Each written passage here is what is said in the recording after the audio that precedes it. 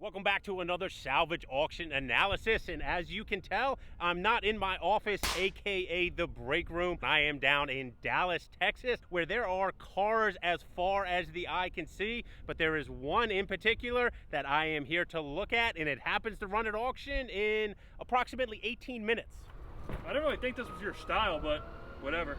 As well as our first in-person salvage auction analysis, we also have Carrington to help us do the evaluation on this basically brand new, but unfortunately wrecked GT500 Mustang. Yeah, that makes a lot more sense. There's a lot to go over on this car, but the first thing I want to touch base on is all of the carbon fiber. One massive mistake on the GT350Rs that Ford made was painting those wheels black. These exposed carbon fiber wheels are absolutely stunning in person. I mean, technically the GT350s are exposed carbon fiber if you bash them into a curb. Unfortunately, this one is definitely no good. Even a minor curb rash on one of these is cause for replacement. This is definitely going to need to be replaced, and these are absolutely not cheap. While we're on the subject of the wheels, we're just going to go around to the passenger side and check this one too. And oh my goodness, right now you are at best 50% of your wheels being usable,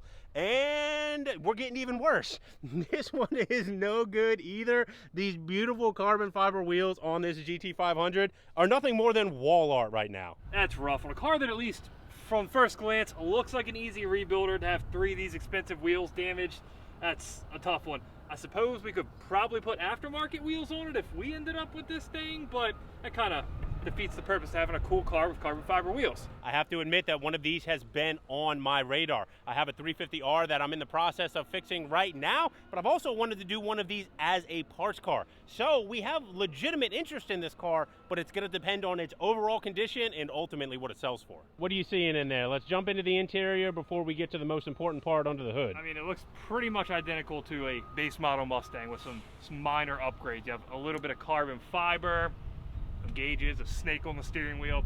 Recaros are cool, but otherwise it's still a Ford. I think Carrington's partially right, but he's also not giving credit where credit is due. These seats on the GT500 I absolutely love, even though they are the same design as previous generations, just with a little bit different touch on the styling. The carbon fiber dash is an extra nice piece, and the steering wheel, little snake on there, very expensive and pricey. This does have the awesome option of the digital gauge cluster, and being that it's a GT500, it has the performance pack gauges as well. On a just personal note, I don't know if the knob to select the gear is really for me. Nah, stupid. What is absolutely not stupid is what is under the hood. The Predator engine with the supercharger on it, these things are in high demand. There's that show too, To Catch a Predator, right?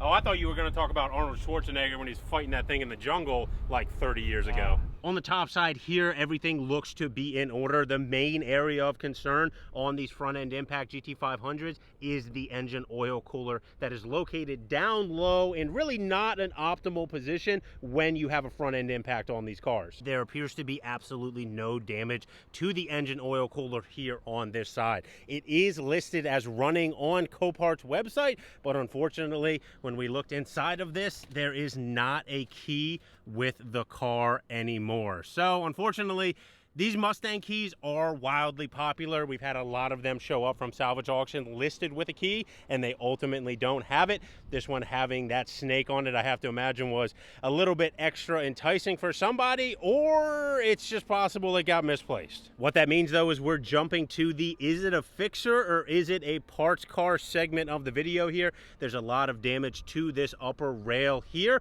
but it is a replaceable section of the chassis, really without a ton of hardship. All the way up front, you have the carbon fiber composite core support, which appears to be undamaged on this one. We've already established that the oil cooler area appears to be okay. Maybe there's some suspension damage underneath there, and then back here, it might be a little bit difficult to see, but I do see a little bit of damage behind the plastic wrap here in the door jamb. So I'm gonna guess that ultimately the damage in that door jamb and the time that it would take to repair that, and then the expense of of the replacement of the carbon fiber wheels here is probably what caused this to total. Honestly, I don't think any of this structural damage is really that bad. You could probably pull that and that out with a forklift.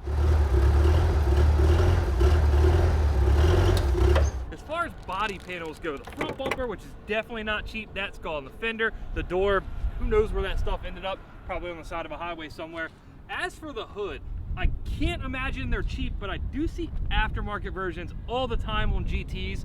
So if you really wanted to take the cheap route to fix this, maybe you could get one of those. Though I imagine if you want to keep it right and order one from Ford, you are going to have to pay up. And speaking of paying up, I think that we've established that this is definitely a fixer and not a parts car. I have to imagine that it is going to go for far too expensive for what I would be willing to pay, given the amount of projects that we have on our plate right now. But it is next up on the auction block, which means we get to see what it sells for.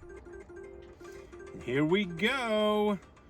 This thing is jumping up in price. It moved $3,200 just in the time I was waiting for it to auction, and it is running. This thing definitely I was about to say it's gonna sell, and it's still on reserve. I was expecting it to just pop off at some point as that bidding frenzy jumped up above $38,000.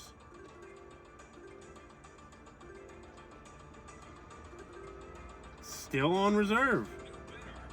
Lots of new bidders though. This thing is rolling as far as price goes.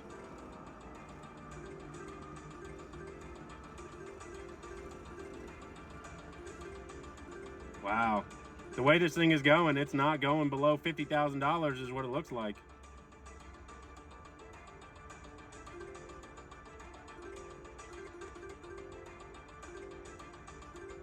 Still on reserve. Wow, I thought 50 was going to be the number.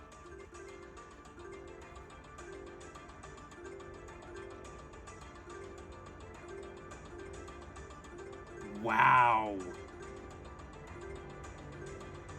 I thought this was going to sell for a good chunk of money. This is impressive.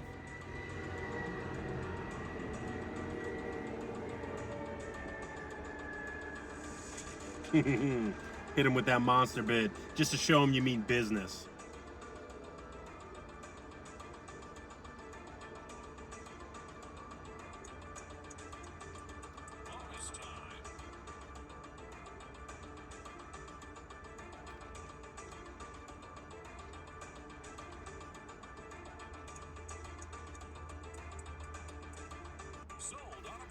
Well, there you have it. I'm gonna go ahead and hop on out of this because it very well might be someone's new car if insurance decides to accept that bid. I think it's a very healthy number, but only time will tell. I have some more business to attend to out here in Dallas, but I will see you back at the shop in the next video.